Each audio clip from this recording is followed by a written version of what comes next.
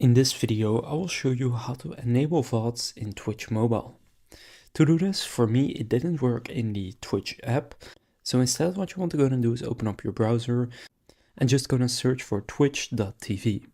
Now click profile in the bottom right, and then here go and sign into your account. Now I have already done this, but if you haven't, again, just go and sign into your account. After doing that, you will need to switch to desktop mode, and the way that this works on iPhone is you need to click on the icon in the bottom left or in the left of the search bar, and that will take you right here.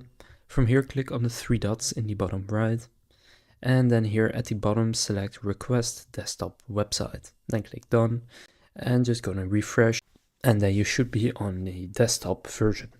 So that looks something like this. From here in the top right, you need to go and click on your profile picture, and here click on Creator Dashboard.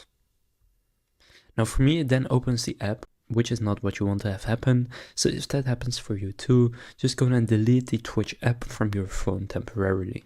And then go back to your browser and try it again. So again, click Creator Dashboard, and then it should redirect you to the correct place.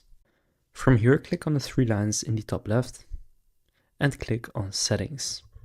From here, go to Stream, and then again click on the three lines in the top left to remove them.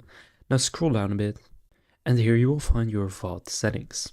So it says Store Past Broadcasts. Just go and enable this, and then you can choose some additional settings right here. But that is how you can enable VODs on Twitch Mobile. So now after doing that, you will have turned that on. And now after doing that, scroll to the bottom, and then you need to have one of these criteria, and then click Save Changes. And now you have successfully saved the changes. Now you can just go and reinstall the Twitch app, and now you have enabled VODs.